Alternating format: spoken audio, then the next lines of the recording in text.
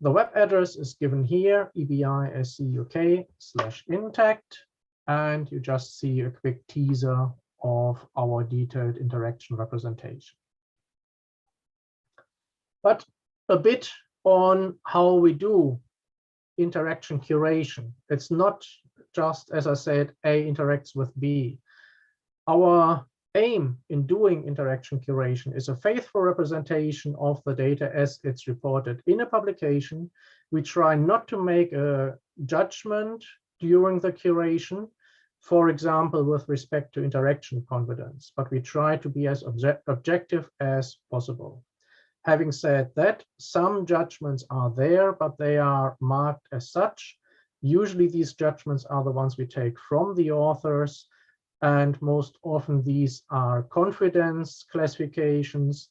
As you're probably aware, interaction data has a reputation for having notoriously a problem with high rates of false positives and false negatives.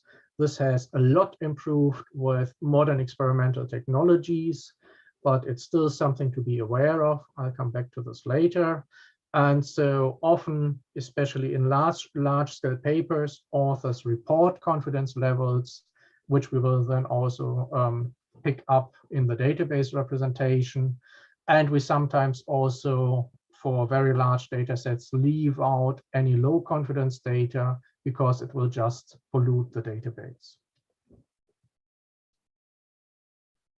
One thing to be aware of is that judgments and bias does happen in the curator decision of whether we curate a publication or not.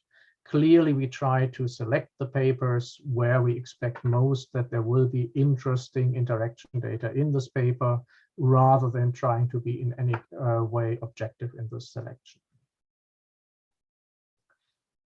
We do a lot of effort in carefully annotating the method by which the interaction data has been determined, because again, that is very important to be able to assess the confidence of the interaction, to understand the context in which this interaction data has been generated, and therefore it will influence how you use this data to analyze your own large-scale experimental data.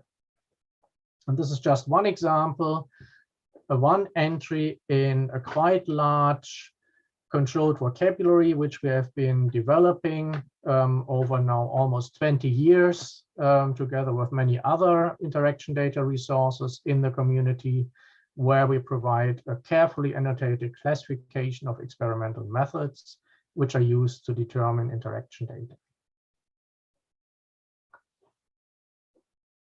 Again, a bit more on principles. For us, the real working unit is not an interaction, but what we call an evidence. An interaction evidence is the report of one interaction from one publication based on one experiment.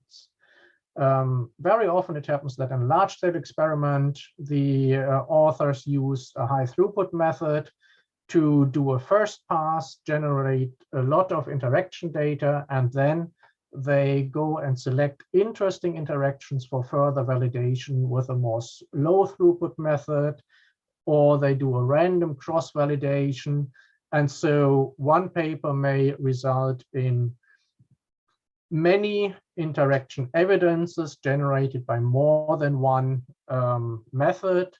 And one publication, one small-scale publication, might provide just a single interaction evidence, or large-scale papers might generate tens of thousands of interaction evidences. And these evidences hold detailed, specific annotation. So as mentioned before, when we have, for example, binding regions or mutations, they will be annotated on the evidence level. But then we aggregate this data. I mentioned protein interactions have been known for having a problem of, in particular, high false positive rates. And so many interaction data resources try in one way or another to calculate some kind of confidence value or confidence score, which gives the user information on how likely it is that this interaction is really an interaction which occurs in nature. And there are two major approaches. One is machine learning, take a high confidence reference data set of interactions, and then do some kind of machine learning to define a model, which is then used to assess other data and assign a score to it. And high confidence interaction data sets are often those from X-ray crystallography. There's a second option, which we are using mainly in INTACT, which is a deterministic method, where we calculate a score based on the annotation, and in particular here on the method which has been used to determine an interaction.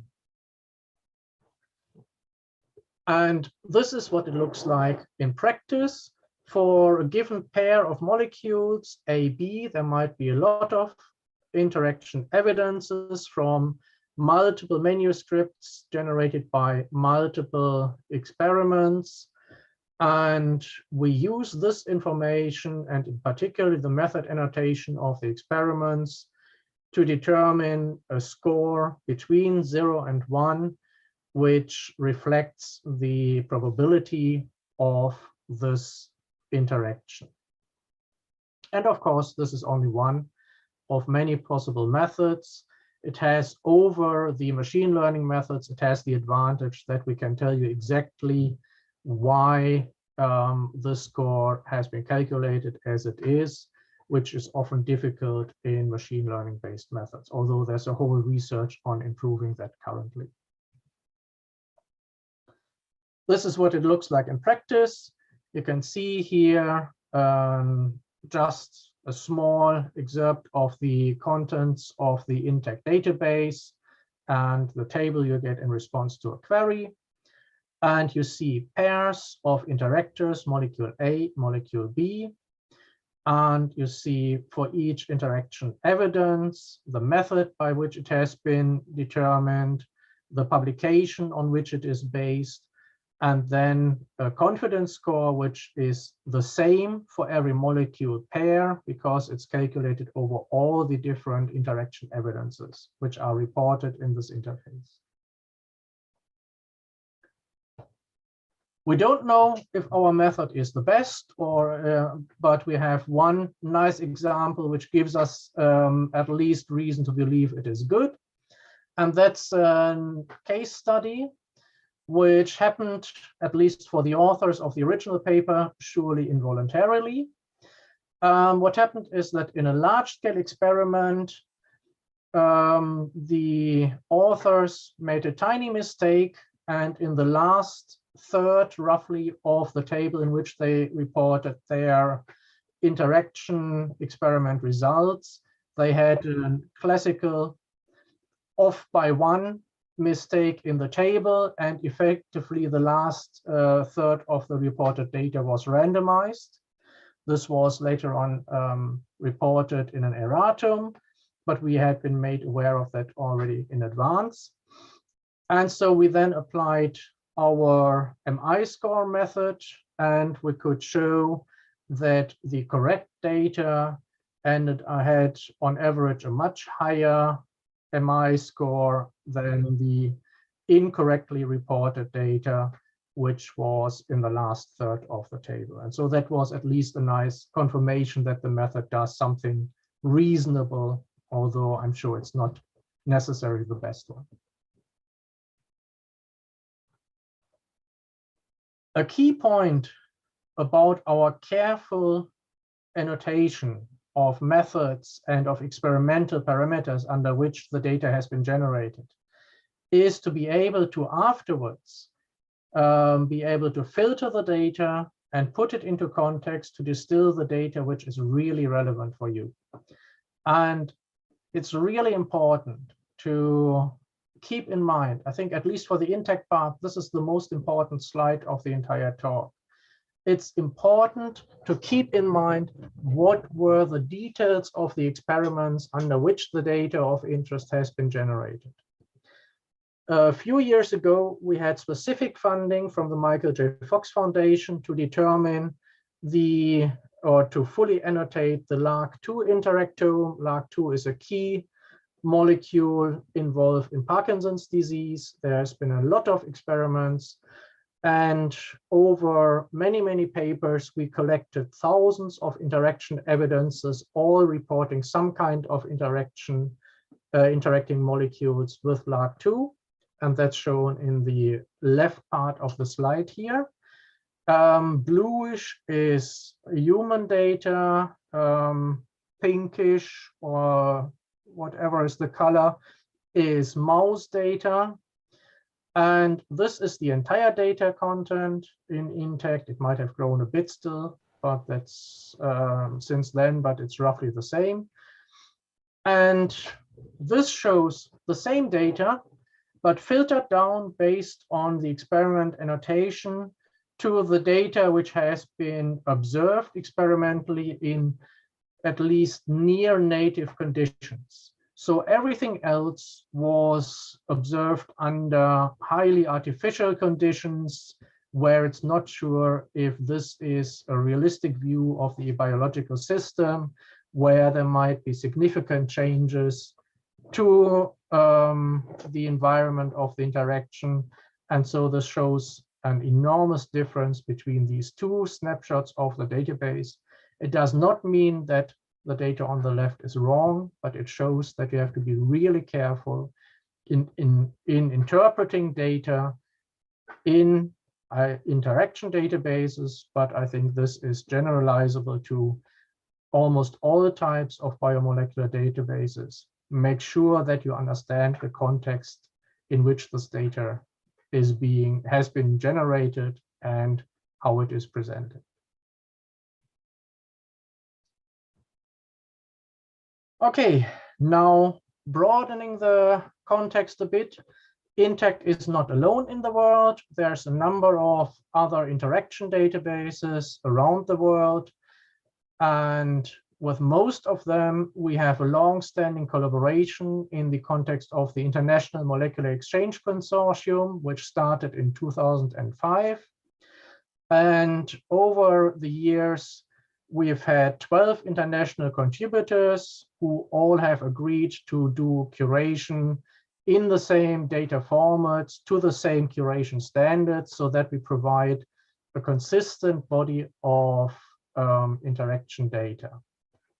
And this has developed from initial coordination of file formats via joint curation guidelines, some joint funding, to nowadays using the same platform for doing the actual curation work. And this is a number of papers over the years which are the result of this collaboration.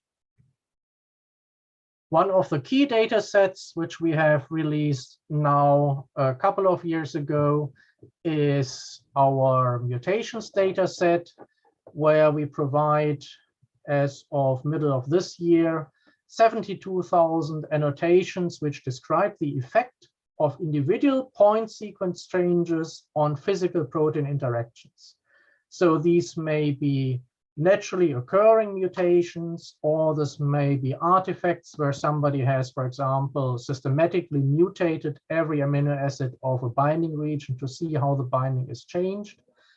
But this provides a wealth of data to assess how a specific point mutation or even a larger mutated region influences interactions between the involved molecules, and this can be a strengthening of the interaction, a weakening of the interaction. It might be an entirely new interaction or a complete vanishing of this interaction, and we carefully annotate the effects of these mutations on the interaction, which of course is a valuable source to interpret the impact of mutations on interactions and therefore ultimately on biological processes. And of course, it's also a great resource for machine learning. A second key data set I'd like to briefly present here is our COVID-19 data set, where across all the IMEX partners, we have worked together to annotate at least the largest part of the available interaction data set involving proteins from the Coronaviridae family. And this has been released recently and is also being added to. The publication has been out now for a bit more than a year, but we are still developing this data set further as the science develops. And this was also our most successful ever tweet when we tweeted about this.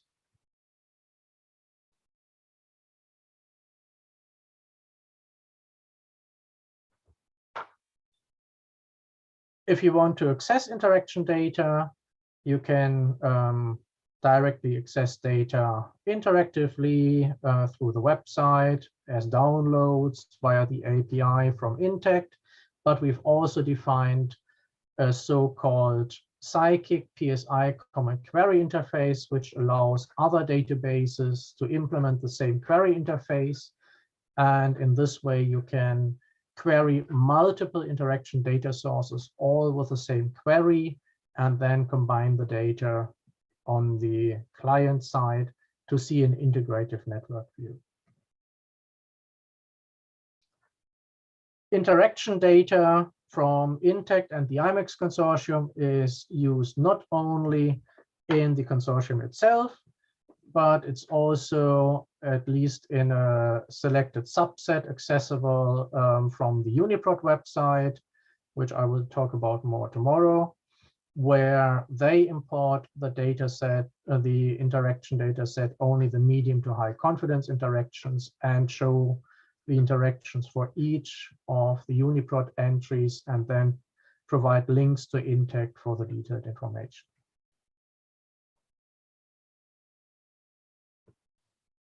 And this is another example why we don't make judgment of interaction confidence by the curator when we do the curation, because we would have to constantly revise these judgments as new data comes in. With the method we have chosen, carefully annotating the experimental background, we can aggregate and export filter data as we want after the fact of the curation without having to redo the curation itself. And the many pages on the right-hand side of the slide here show just the rules which we have implemented in discussion with the Uniprot team on how to select which interaction data part is exported to Uniprot. And this has changed over time quite a lot of times. So if we had decided, the curator decides, oh, this is a good interaction, it's exported to Uniprot, then we would have to revise hundreds of thousands of interaction evidences several times over the years. So clearly, being objective and then selecting filter criteria is a more sustainable method. Okay, a quick view of what's new. Beginning of this year, we have released the new Intact Cytoscape app. Many of you are probably already familiar with Cytoscape. It's the probably most popular environment for desktop-based analysis of interaction data and provides many plugins. And one of these is now the Intact Cytoscape app, which allows us to make the rich detail of annotation in the Intact database also accessible in Cytoscape. And you can query the data in the database interactively and then filter interactively using all the criteria which the dimensions which we annotate. And this makes the data access more comfortable and makes also the filtering much more easy and much better exposes the richness of the detail we provide.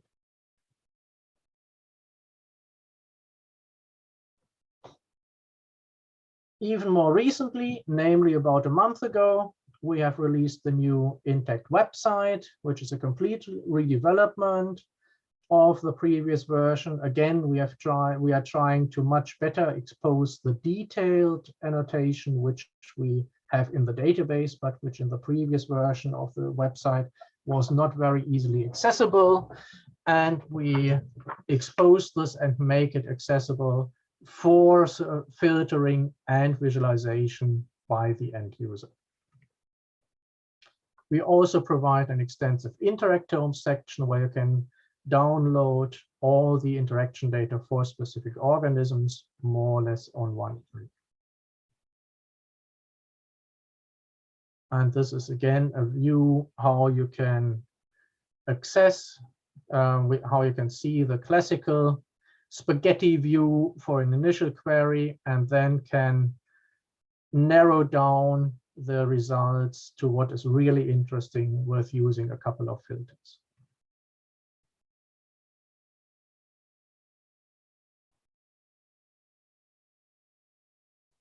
All the way down to the annotated sites of sequence variation, which have information on how this particular variation then impacts the described interaction, as shown on this view. Okay, that was a quick overview of Intact. The second resource I'm going to talk about is the Reactant database of manually curated human pathways. And I'll go a bit faster through this. But as I said, there's plenty of additional slides in the background. Feel free to browse through them later on. So the aim of Reactant is to provide what we call computationally accessible pathway reviews. So to turn textual representations like the one you see here, and lots of them, into both visually attractive and computationally accessible representations of these pathways in the database, and accessible through lots of different downloadable formats and interactively through the website.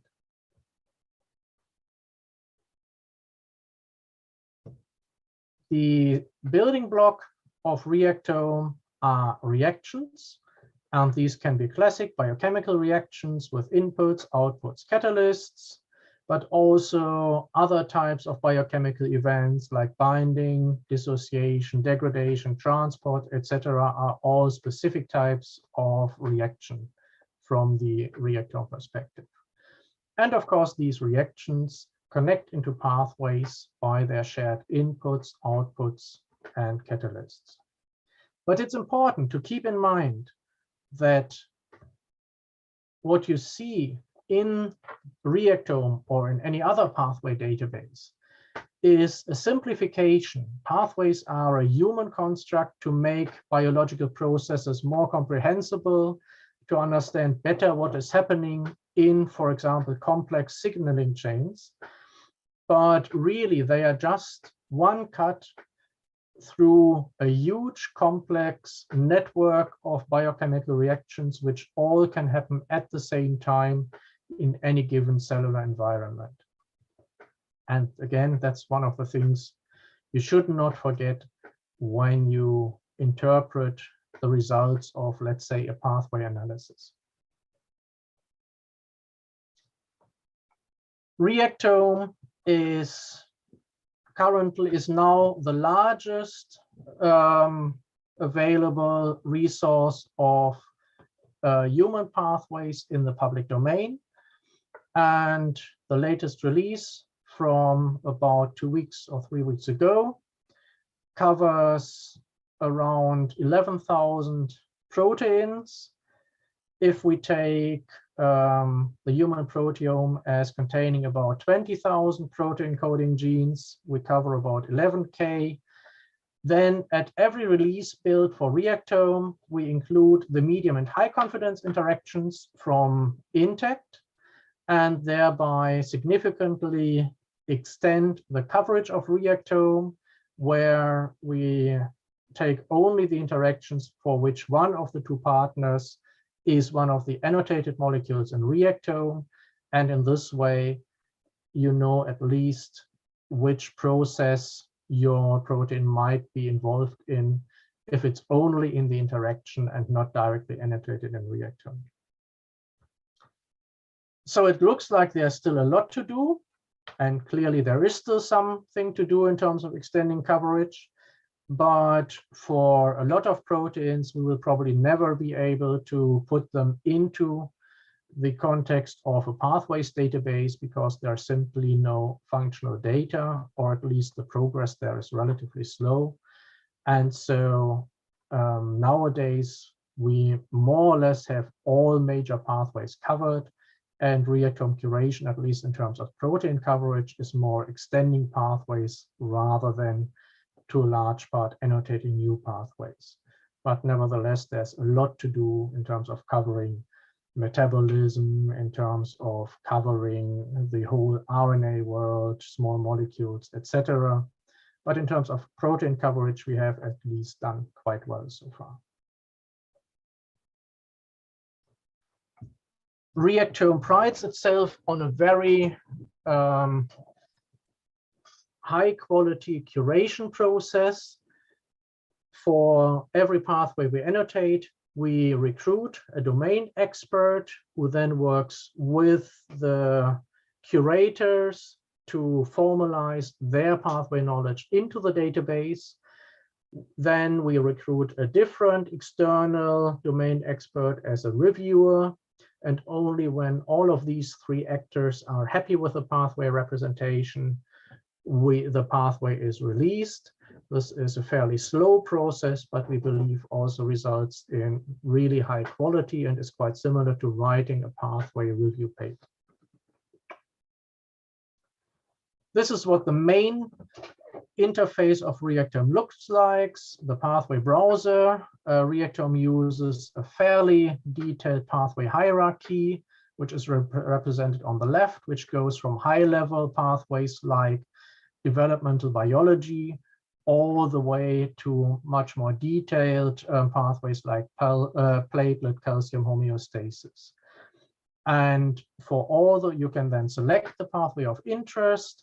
And then in the main window, you get the detailed molecular map of the pathway, which shows all the interactions in their full, the reactions in their full detail. You can zoom in, zoom out. Here you see still a bit more of an overview mode where you can see different subpathways shown through these colored boxes. And just with a normal finger movements you're used to from the mobile phone, you can zoom in and out. In the bottom window, you see additional information on the pathways, on whatever you've selected in the main window, the manually written summation, involved molecules, etc. And this is a more detailed view where you see the specific interaction, specific reaction in a detailed representation of the molecular context. Of course, Reactome is not only there to look at the pathways, but to support pathway analysis. And the easiest way to do pathway analysis is to just cut and paste in a set of identifiers, and then you can, which might, for example, be those genes which are expressed in your expression experiment. You just cut and paste them in, click on, and then run the pathway analysis. And within around 3 seconds, you have the results of the standard pathway enrichment-based analysis. And you can then see how your data maps onto the genome-wide Reactome pathway space, and it shows you which pathways are enriched in your data set. And then you can drill down, or you can change to another overview by clicking the sort of spider web-like icon in the what we call the fireworks overview, which switches to another representation of the same data, where you see the top level pathways as these major bubbles, and then you can zoom in and into more detailed pathway levels. You can click on each of these bubbles to zoom in further, and then explore again how your data is maps onto the reactome pathway space. With a long click on any of these cells, you then get into the more standard reactome representation. If it works here. My screen seems to be frozen.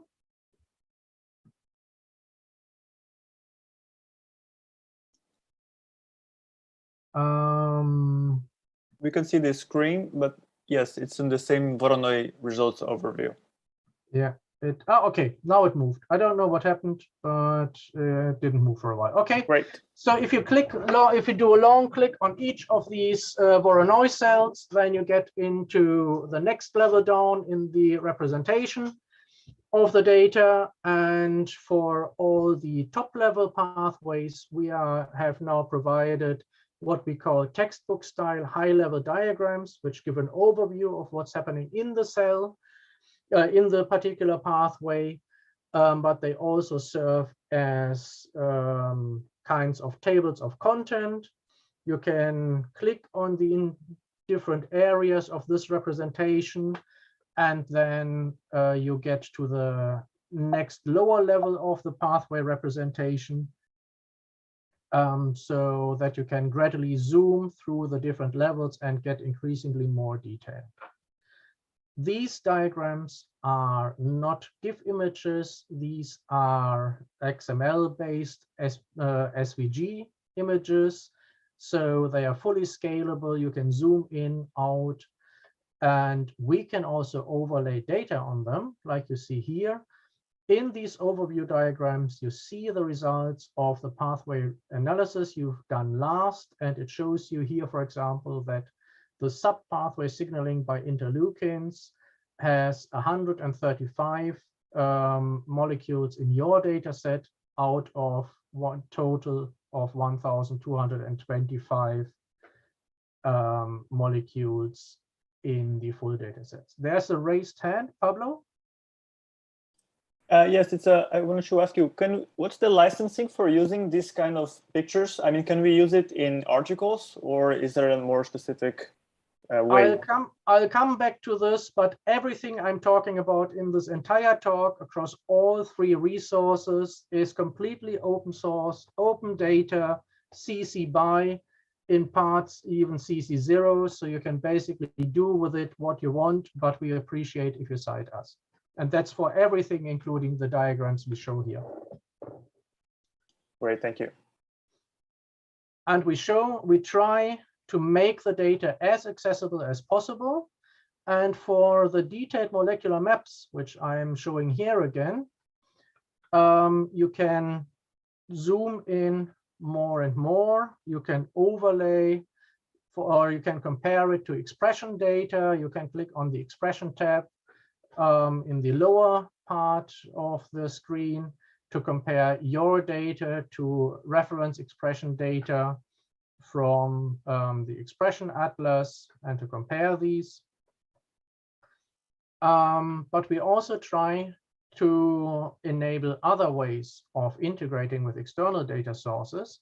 And one example is DisGenet. DisGenet is a database of binary interactions between genes and diseases. And we have taken this data and prepared it for Reactome. There's a specific page which you can access on Reactome, the DisGenet overlay, where we have then generated the sets of genes which are associated with each disease. And when you then click on analysis, then you get directly a run of the Reactome gene set enrichment analysis, and you get an overview of how the genes associated with this disease map to the reactome pathway space. But all of this is qualitative. So if you have quantitative data from which is nowadays standard in most experimental methods, then you have to do a lot of pre-processing to get the data and to isolate, for example, only the set of your upregulated genes or only the downregulated genes.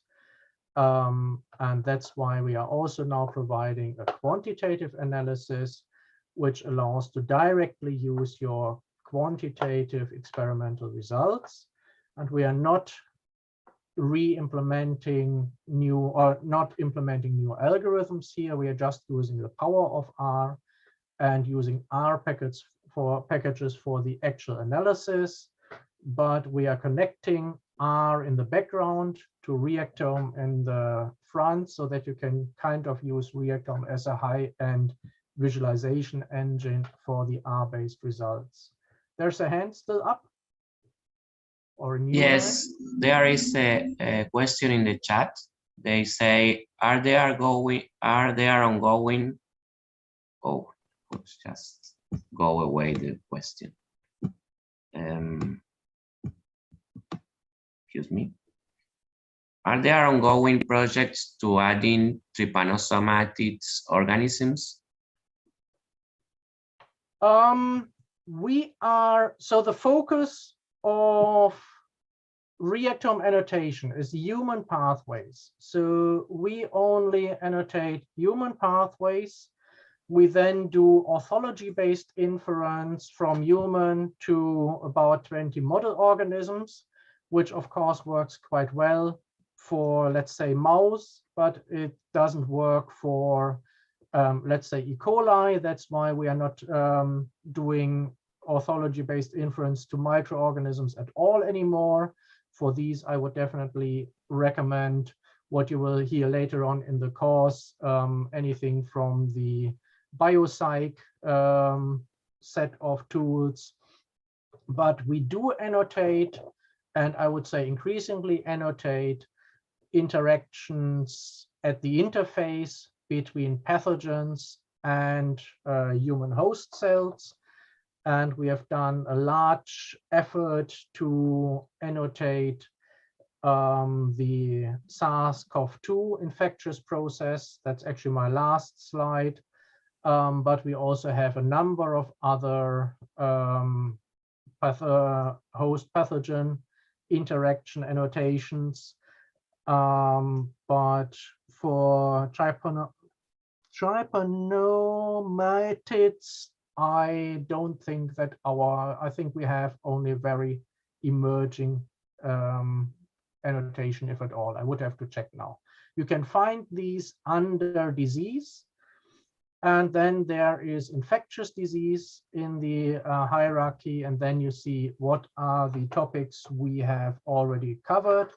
But I would say for almost all of these, this is an emerging area where there's still a lot to do in terms of completing the annotation. And clearly we will never be complete, or we will never aim even at annotating the pathogen-based processes themselves. We are not aiming to annotate anything that happens, let's say, in a bacterial pathogen. We are only annotating what happens on the interface as part of the infection process. Okay, thank you. There is another question, but I think it's in the same line. Paula asked, said great presentation and impressive tool. And the question is, in this moment, are the tools only for human and SARS-CoV-2 data? But I think you have already answered. Yeah. So our focus is human. I think it's perfectly usable, apart from some with some restrictions, of course, for closely related organisms, mammals mainly, and then we do some pathogen annotation. There is also, I forgot to mention that, a sister database which uses the same infrastructure, which is plant reactome. They have much less coverage, but they aim to do the same. They annotate specifically manually for a number of mainly crop plants, and then do orthology-based inference to other related plants. But this is, I would say, in an earlier stage in terms of coverage. But if you just Google plant reactome, you will find it. Okay. Thank you. Okay, so back to the quantitative analysis. So you can either use the Reactome web interface to provide your quantitative data, which came, for example, out of your RNA-seq experiment, or you can directly, if you have the data already in R, you can use your standard R data structures, and in a few lines of R code, you can run a complex reactome-based quantitative analysis. And we aggregate the data on the basis of the pathway. And so you can then see in Reactome on a per pathway basis, potentially across multiple different omics types, how your data is maps to the Reactome pathway space and which pathways are up or down regulated, and potentially even regulated differentially depending on the omics on the data set which you've provided. So these can be standard time series data sets, but also data sets from different kinds. So you can see in the bottom right part of the screen now a couple of pathways where the effect or the directionality of the changing pathway regulation is up in the proteomics data intensively or only moderately on the RNA-seq data, or even goes in opposite directions between the proteomics and RNA-seq data. And so you have a really quite powerful method for analyzing your quantitative data from RNA-seq, from even single cell data, from proteomics in the reactome pathway context. And you can then see how things change across your different data sets, as shown here when I jump back and forth between the two data sets. You see how the regulation changes on the directly on the reactome pathway diagram. And this has been published in MCP recently. I think I need to speed up a bit. We try to make the data as accessible as possible. All the data is downloadable in various forms, both in text formats like SBML, SBGN, but also the graphics are downloadable as both PNGs or as SVGs, which you can on your own post-process in your favorite graphics editing tool, change things to highlight what you want to do, recolor things, etc. And again, as it's vector graphics, it's fully scalable and modifiable. So it's really a great platform to do the reactome pathway analysis and then highlight what you want to emphasize in this data. The detailed molecular maps are available also as PowerPoint downloads, and these are not just images embedded in PowerPoint. These are sets of connected PowerPoint objects. So you can basically click on any of the boxes, move it aside to, for example, make space for your own text box where you want to explain your discovery, and all the connected objects will move with it. So it's really a convenient way and basis for highlighting your results. You can also download the data or the results of a pathway analysis in a PDF-based report, which can cover many pages, which contains the results embedded as tables and as high-quality graphics, so that even after 2 years, you can still access the results of the analysis and, for example, include it in your paper, which you then write only 2 years after the original experiment. When we develop the high-level overview diagrams, we realized we want to, of course, have always the same look and feel. And so we started to develop a library of icons, which we are using over and over again in different diagrams, so that, for example, a mitochondrion always looks the same. And then we realized that this is in itself a valuable resource, and we are now making that available as the Reactome icon library, which has now more than 2,000 elements.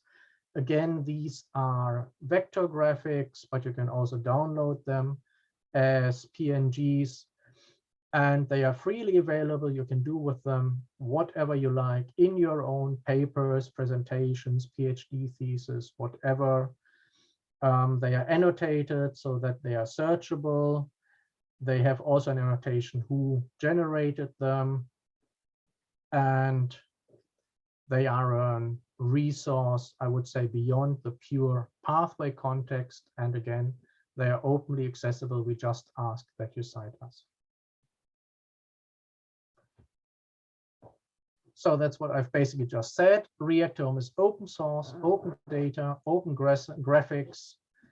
Most components are CC BY. There is nothing which is not available. The only thing which is not CC BY is then under CC 0, so an even less restrictive license. So you can really use us as you like, and we encourage that. The same is true for the software components, and there's actually a number of external websites which are using Reactome software components in their own website. They are documented on the so-called partner side, and it looks then, for example, like in the Encyclopedia of Proteome Dynamics, where an external group in Edinburgh, in Dundee, is using the Reactome pathway diagrams to show their proteomics data sets in their own website.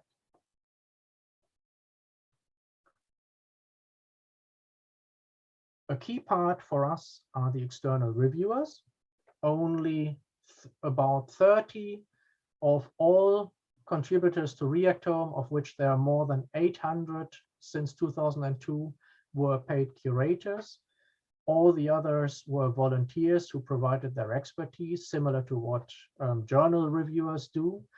And we are making their names now searchable as part of the Reactome interface. So you can type in a name of a Reactome contributor. You will see what they have provided. And the contributors themselves can also, with a few clicks, propagate their work to their ORCID record. And we try with this to do a little contribution to making more than just publications a worthwhile part of scientific output, so that you can see in somebody's ORCID record, they have done these publications, but they have also provided, let's say, these data sets and helped to provide their expertise in curating database entries.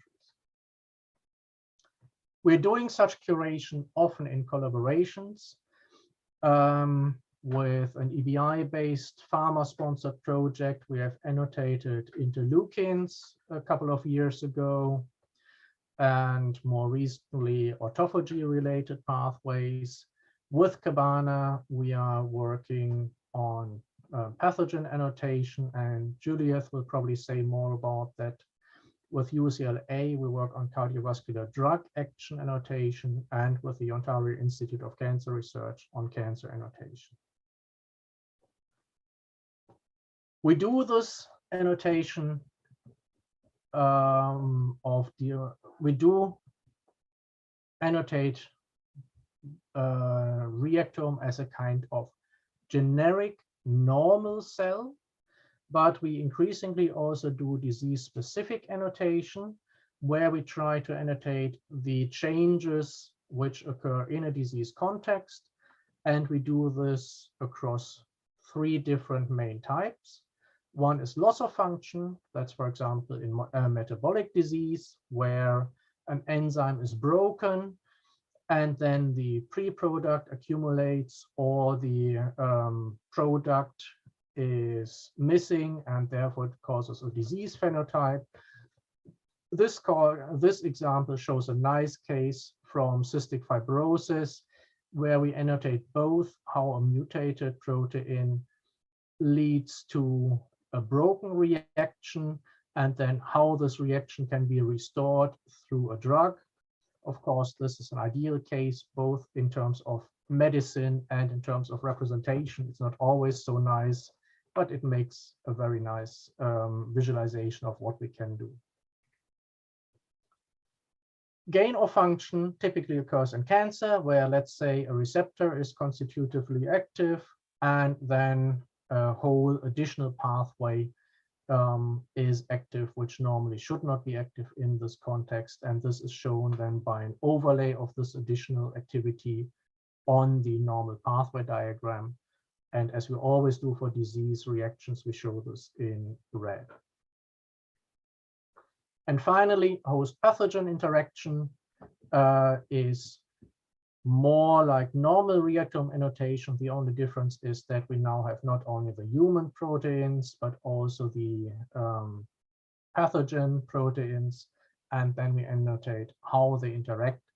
And again, these interactions, which are pathogen-based, are shown in red to distinguish them from the quote-unquote normal human reactions.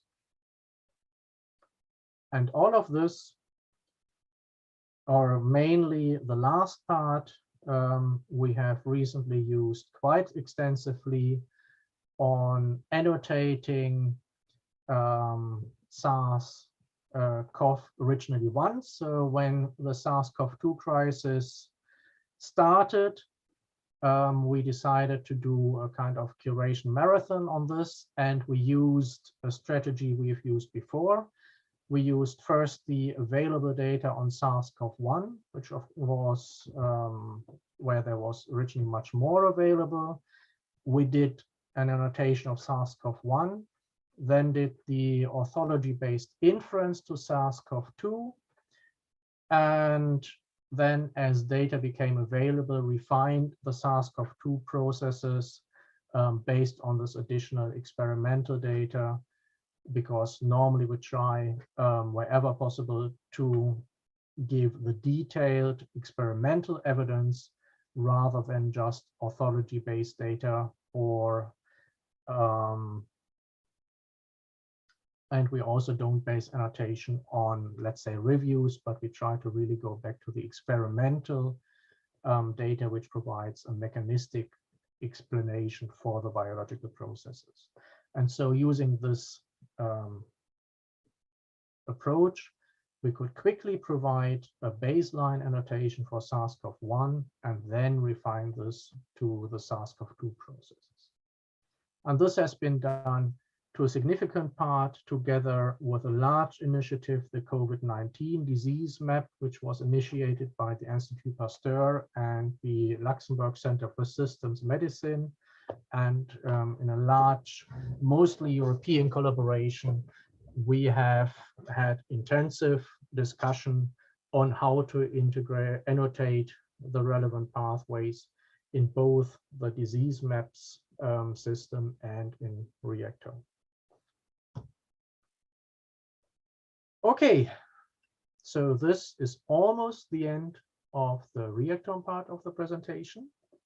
But there's one more thing, and that is we have a new initiative which has only been posted on Twitter about a week ago, which is we want to hear about your success stories with Reactome. So if you are using Reactome and it helps you to do to make sense of your large-scale experiment, or it supports some discovery, or you integrate Reactome data in a nice new tool which you are using, and ideally which you have already published or will publish, then let us know. We have now a form on the website, but you can also just write us an email, and we are looking for the success story of the month. And every month we will try to select one success story from those which we receive and expose it on the website.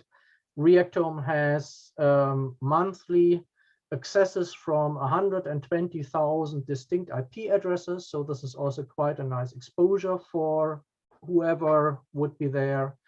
So if you do something nice with Reactome, please let us know.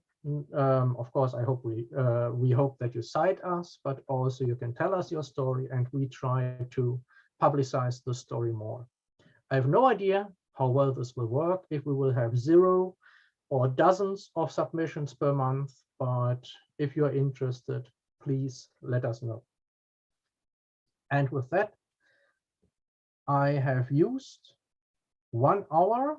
I think this was the originally allocated time. I still have the part on biomodels, the third resource, but I can also just roll that over into tomorrow. Pablo, Fana, or Dario, what would you prefer? As you wish, Henning. I don't think it's a problem if we extend a little bit before we go to the break, and then after Juliet. If you want to stay a few more minutes, it's no problem. Okay, then I'll do that. Then I'll continue. So the third resource, which I wanted to mention, is the biomodels resource. Biomodels is a resource focused on collecting mathematical models of biological systems. So this is my favorite, even if a bit unrealistic representation, where we have a biological system which we perfectly understand because we have built it. And this is kind of the ultimate aim of systems biology. We have wet lab experiments, which are then giving rise to a mathematical modeling of the underlying biological processes.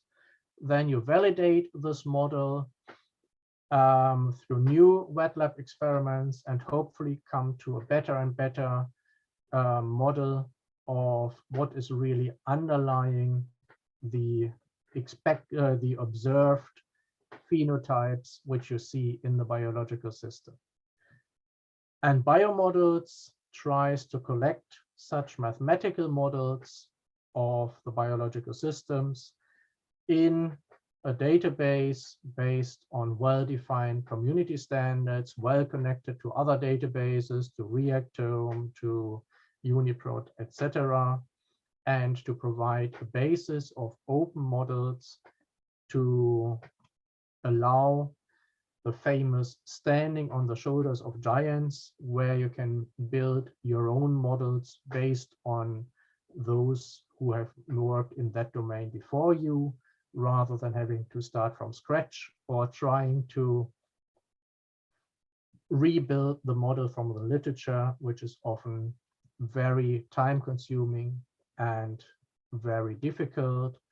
And it's better done once by people who do this for a living every day, rather than lots and lots of scientists around the world trying to rebuild the same model from a publication and potentially all failing because there's just one essential parameter missing. And so that's what we are aiming to do with the biomodels database, to collect validated high quality systems biology models. And this is what it looks like in the database interface. You have the usual possibilities to query and select models of interest and then download them in the standard SVML representation to build your own further development of that model. Together with your communities, we do targeted curation to cover specific areas and try to at least curate a significant number of the relevant models in a certain domain. And we've done that in the past, for example, for diabetes, for neurodegeneration, and again, most recently for COVID. So if you are interested, and, for example, doing a targeted curation project with us and you are active in this domain, please let us know. You can search, as usual, for models and refine your search via the facets provided. But what I would like to focus on here is a recent large-scale study where we wanted to assess the reproducibility of published models in systems biology. And so what we did is, and this is the normal operation we do for biomodels, we encode the model equations in the standard SBML, sorry for the typo there, get the parameters from the paper or from supplementary material or directly from the authors. We run a simulator for this model, model, usually in COPAC, a standard tool. If the original simulation was done in COPAC, we use a different simulator to make sure that we are not linking our simulation to the idiosyncrasies of a specific tool, but that we are really basing things on standards. And then we consider a model reproducible if at least one of the resulting simulation figures from the publication could be reproduced. Minor deviations are acceptable, but they should not affect the scientific conclusion of the study. And if on a first attempt we cannot reproduce the model from the paper, then we try either our curators try to fix missing or erroneous equations or parameters based on their experience, or we try to contact the authors to get the additionally required data. And this is what it looks like. This is one publication of a model from 2019. This is a figure from the publication, and this is what it looks like in biomodels. We show on the curation tab the results of running the model after we curated it, and you can see that we managed here to reproduce the same shape of the curves. Of course, it's not directly the entire figure, but it looks like this model really was reproducible, and we would classify this as a reproducible paper. We did a large-scale study where we curated 455 kinetic models of biological processes from 150 different journals. This happened over a 2-year period, roughly from 2018 to 2020, based on normal biomodels curation. So it was not a systematically randomized sample, but based on our priorities, based on direct submissions, funding, etc. But it covered at more than 400 models, a significant portion of all currently publicly available systems biology models. This was published in MSB. And so these are the results. We managed to directly reproduce only about half of all the published models, 51% to be precise. In the other half, we could not directly reproduce the model from the paper. And the reasons, and then we tried to do empirical corrections, so basically curator experience, tried to fix it, and we contacted the authors and asked, can you give us this missing parameter? Or we described the problem and asked for help from the authors. And with this, we could fix an additional 9% and 3% respectively of the original models. But the really disappointing thing was that out of all the authors we contacted, only about 1/3 even bothered to try to answer the requests we sent to them for additional data on their model when we tried to correct it. So that was a bit sad. But also overall, clearly only half or a bit more than half of all models of all published models being reproducible is a bit sad. And so what can we do? There have been some activities from the Center for Reproducible Modeling in the US under Herbert Soro. There's a paper on tools and best practice. There's another paper which suggests specialized peer reviewer for reproducibility. And we decided, based on our experiences, to do an as lightweight as possible method. And we propose a simple 8-point scorecard, which is for authors, editors, and reviewers, where we just propose, if you are reviewing a paper, if you're looking at a paper, check if these 8 points are fulfilled. And the more of these are fulfilled, the more probable it is that the model presented in the paper actually can be reproduced. And this is something which all of us can do. And this is now for systems biology, but the same is true for if you review, let's say, a large-scale protein interaction experiment or some other large-scale paper. Always check, is it likely that the study results which are represented can be reproduced based on the data which will be in the paper and in supplementary material, and of course in associated database publications? Or will it be a statement which is basically hanging in the air and nobody can ever verify it because a critical element of the data is missing? And that's not something where we can say, oh, that's the business of the journals or the business of the funders.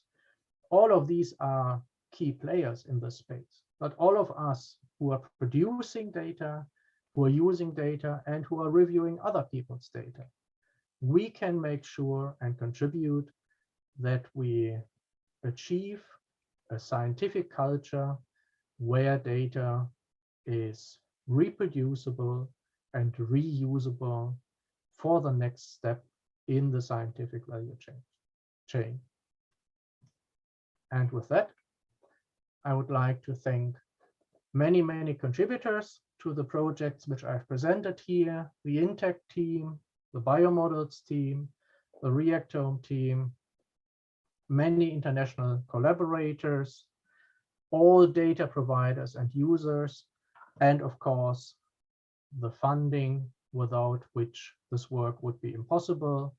In this case, this was mainly from US NIH, from the EU IMI project, EMBL core funding, UK-based BBSRC funding, and Open Targets, pharma-sponsored large-scale initiative on the Wellcome Trust campus in Hingston. And if you think all of this is interesting, let me know. We often host internships, and if you want an inside view of one of these, you can ask Juliet. She's been with us for quite a while, now almost 2 years ago. And with that, thanks for your attention. Thank you very much, Henning, for this excellent talk. Even for people who, like myself, have been using Reactome for many, many years now, there's always something new to learn. And for me, I didn't know we could export the PPT format using directable, editable elements, which is great for presentations, for journals, for adapting our results in the context of what is already in the database. So, and also many other things that you showed. Thank you for this great talk. I think we only have one more question in the chat, which Juliet will probably address on her talk, which is Giuseppe asking if you can import maps into Cytoscape. I think so, right? We can. Yes. We're gonna. Yes. So you can use, I believe, the BioPax format, which you can export from Reactome and then import into Cytoscape. But also there is an additional software component from Reactome, which I haven't talked about at all, and that is the much more recommended tool for this, which is the Reactome FI network tool, which is a Cytoscape plugin, which provides that functionality and a lot more. And that's a whole additional very substantial tool, which I didn't have time to discuss here, but which has separate publications. The documentation is accessible from the website. And that's what I would recommend if you want to work with Reactome data in Cytoscape. Yeah, Henny, I will show the app. Yeah, okay. Yeah. So we're going to have a practical session where Juliet will show us how to import this data into Cytoscape. I have one question. This is from myself. You've addressed in the initial part the problem of systematic errors in databases. So I've initiated my genomics training just annotating bacterial and fungi gene data. So I know how difficult it is not just to standardize the way one performs manual annotation, but given the current massive amount of data, the challenge that is to do that in databases such as Reactome. And we've seen recently many databases going into an initially free usage mode into a subscription-based model that has happened to KEGG as well as to the Biopsych family of databases. I just wanted to know how the EBI and Reactome and those resources that you're commenting, how do you see that? Because there's a high cost associated with maintaining such databases. So what's the future for Reactome in the family? Of course, nobody knows the future perfectly, but all the resources which EBI provides are completely open. We actually are preparing a statement which will make that even clearer and which will outline a move towards CC0 for all databases EBI provides but that's a long-term process because often there's contractual obligations, there's collaborations with partners who don't have such a strong policy. But you will see that before the end of this year, we will release the statement that the aim for all EBI resources is to go to CC0, not only CC BY, but CC0, so that you can also mix and match the data from EBI resources with other data to really maximize the reusability. So EBI has a very strong stance on open source, open data. For Reactome, the main funder at the moment is NIH, and as you have the US NIH, and as you've stated, they not always push for open data. Usually they push for open data for everything they fund, but when the funding is withdrawn, then there is sort of a need to become commercial. I am not in a position to judge others, but in my opinion, not many of the commercialization projects have been successful. And usually the result was that the user community drastically shrunk because you have to pay the license fees. Even if it's a moderate fee for academics, it's still something which requires money, which requires an administrative process, and you can't use the data anymore. So one of the very few restrictions we have on Reactome data is the so-called FI network, which is one subset of data which is used by the Reactome FI plugin in Cytoscape. And because that data set uses KEGG data, we have to say our users, you cannot directly use that data set from us. You have to ask KEGG for a license for this, while everything else that Reactome provides is for free. And so I think very often there is a drastic restriction in the user community for both direct use and for indirect reuse of the data. And so everything I do in my team, and I think for practically everything EBI does, we have a very strong push for open data, and we will maintain this as much and as long as we can. And I think it's very unlikely, and we try to also provide the foundation to keep things open forever.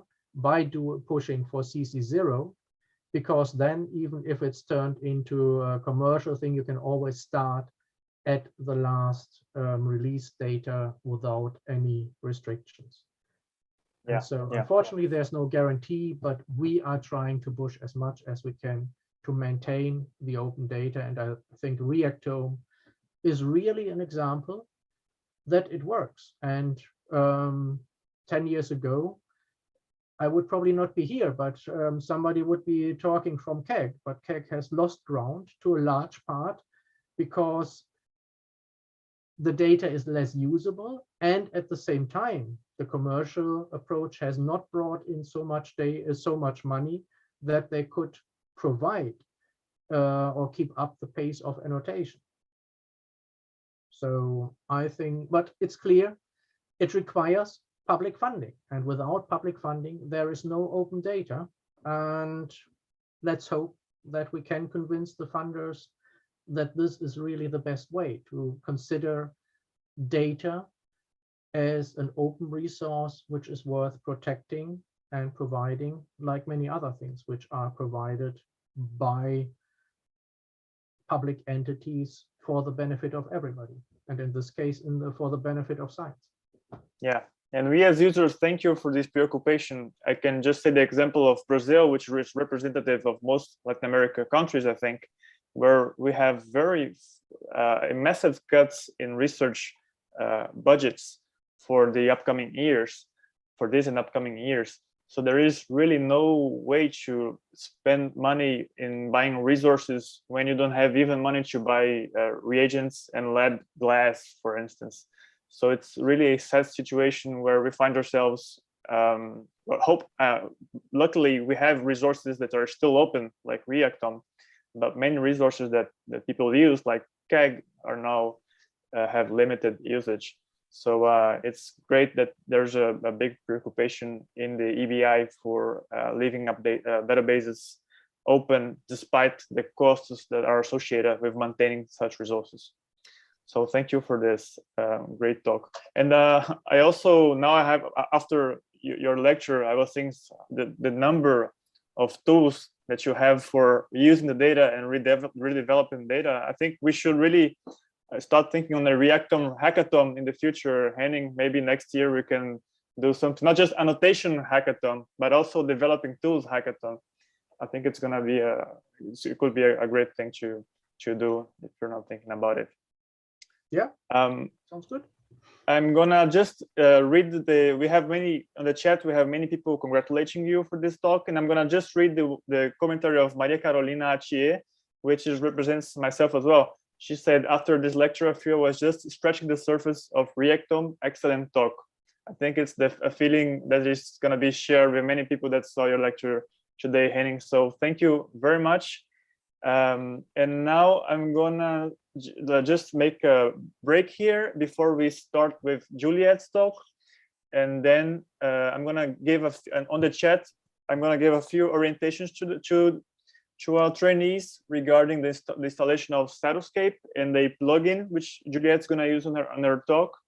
So you're gonna do a short 10-15 minutes break before we resume. Okay. Okay, thank you very much, Henning. Thank you.